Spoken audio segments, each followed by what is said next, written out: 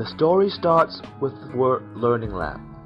It is a small group of APLP fellows which consists of 6 people, having common interests on a particular topic. The International Relations Group chose to work with the Pacific and Asian Affairs Council to develop a community forum.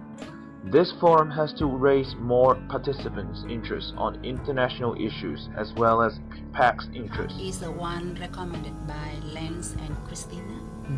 So we just follow the actions and we contact PAC as our main partner organization.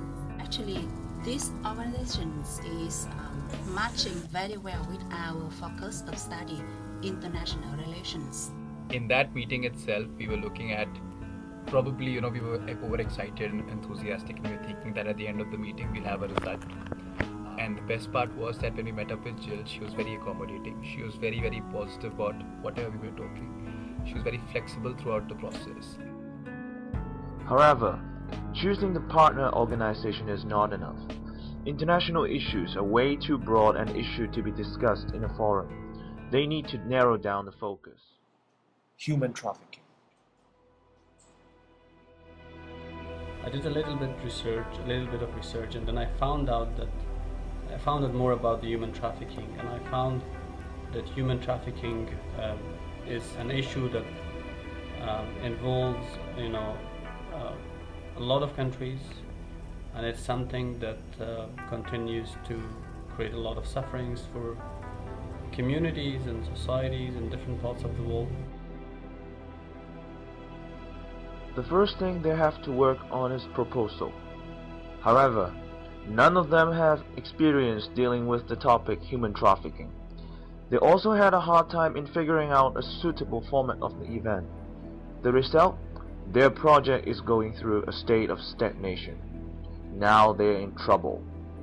Actually, we received quite different comments and different suggestions, which creates some kind of confusion. So rather than just making a proposal and saying this is what should be done, this is what should be done, we ended up at a stage wherein we were actually calculating the price of food. We were calculating how many people should be there, how can we accommodate them. I think the issue was that we don't know exactly who will be our audiences, the students, the well-educated people, or the experts in this field. Fortunately, after all those frustrations, they have decided to find Jill once again, and Jill was amazingly supportive of their second proposal. Had for any reasons PAC not supported us in this meeting, or they would have asked us to go back and do something else, we probably would have been in a very different position than what. I'm very happy to see that after that we could work together much better. That meeting really turned the tide, and I think everything after that was positive. Now the only thing left is the preparation. With every uncertainty being cleared, our team was able to unleash their individual strength and arrange everything before the event. I remember that we had some intensive schedule, and after that we made decision to have a lunch and then talk about our Project yeah, exactly, our project process, and it was a real fun for me To organize a successful event addressing human trafficking internationally.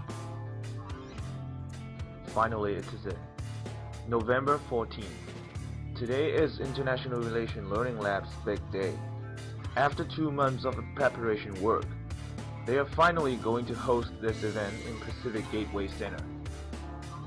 if we don't have a right person to perform us, I think there is a big lag to help the event. Did a brilliant job in moderating and facilitating the event on the day, and he tried to help really give the participants clear idea, but also what made them particularly surprised is definitely not only from Ms. Jill's confidence as narrator, but also all the positive comments they received after conducting the event. The event was wonderful, because as I said in the end of the event, most important thing right now that is needed is the awareness. And that's exactly what this event did. And I just praise all of you for putting it together. It's wonderful. I'm very happy to be involved. It was a very good turnout for a Wednesday lunch. Well, I think it was fascinating, the type of people that came from different levels. I was surprised that some came from Washington, D.C. because they heard about the meeting. One gentleman came from the State Department, and he just happened to be, passing through Hawaii. It's my feeling after the workshop completed. I felt like we all deserve it. When people were going out, they were going out with a sense of purpose. They were going out with a sense of learning about the fact that human trafficking was not only a problem which was outside Hawaii, but very much a problem of Hawaii. And that they could, in their own special way, contribute in some way or the other.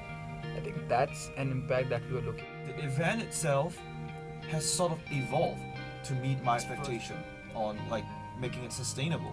Because a lot of people do think that after our event, they found this very meaningful in addressing human trafficking issues, and they just want more. One of the main objectives that we had was to bring different actors together to make sure that the issue, draws attention from different actors. Yeah, this is so important, how cooperative to be in a teamwork and how trust the other members. So I try to learn, especially about the culture. Issue is very, very important. So I try to learn different culture, like you're from Iran, you're from Hong Kong, and Afghanistan, and India. So I try to learn, and I try to compromise. It is important that we want to understand each other and our abilities, the skills to handling a program, an event. Communication, cooperation is very, very important. It is a collaboration of not only International Relations Learning Lab, but also staffs from East-West Center, Pacific Asian Affairs Council, and the Pacific Gateway Center that made this collaboration came true.